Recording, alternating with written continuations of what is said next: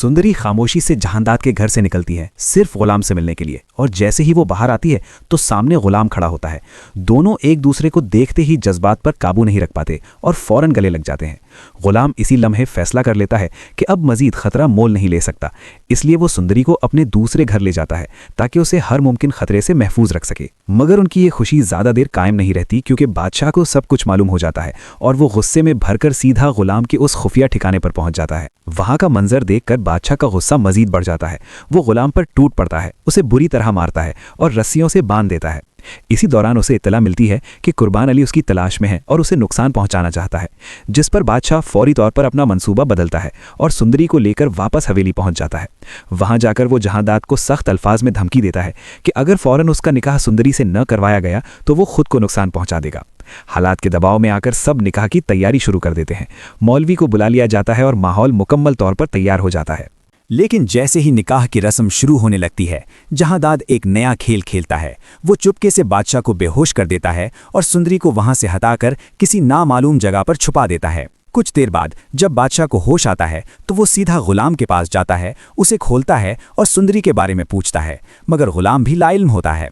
इसी असना में अचानक कुर्बान अली वहां पहुंच जाता है और बगैर किसी ताखीर के बादशाह पर फायर कर देता है। लेकिन इस बार गुलाम दरमियान में आ जाता है और गोली उसके बाजू में लगती है। ये मंजर सब कुछ बदल देता है, क्योंकि पहली बार बादशाह को एहसास होता है कि गुलाम ने अपनी जान खतरे में डालकर उसे बचाया है। बादशाह फौरन गुलाम को अस्पताल ले जाता है, जहां उसका इलाज शुरू होता है। इसी दौरान एक और बड़ा मोड़ आता है। जहांदाद की कॉल आती है, मगर फोन बादशाह उठाता है और उसे मालूम होता है कि सुंदरी उसके कराची वाले घर में मौजूद है।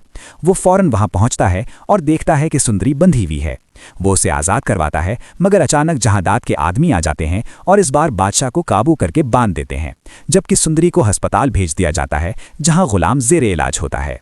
जब सुंदरी अस्पताल पहुंचती है और गुलाम को इस हालत में देखती है तो टूट जाती है, लेकिन उसी लम्हे गुलाम को होश आ जाता है और दोनों एक बार फिर मिल जाते हैं। अब जहांदाद आखिरी फैसला लेता है। वो वहीं अस्पताल में मौलवी को बुला लेता है और ऐलान करता है कि आज ही इन दोनों का निकाह होगा। दूसरी तरफ बादशाह किसी न किसी तरह खुद को आज़ाद करवाकर अस्पताल पहुंच जाता है, मगर इस बार उसका रवैया बदला हुआ होता है। वो आगे बढ़कर गुलाम से कहता है कि उसने उसकी जान बचाई है, इसलिए वो अब उसकी मोहब्बत उससे नहीं छीनेगा। फिर वो खुद सुंदरी का हाथ गुलाम के हाथ में दे देता है और आखिरकार दोनों का निकाह हो जाता है। कहानी यहाँ एक मजबूत और जज्बाती अंजाम की तरफ बढ़ती है, जहाँ बादशाह का किरदार एक बड़ी तब्दीली से गुजरता हुआ नजर आता है, नफरत और जिद से निकलकर कुर्बानी और समझदारी की तरफ। लेकिन एक सवाल फिर भी बाकी रहता है, क्या बादशाह वाकई बदल गया है या ये सिर्फ एक लम्हाती एहसास था?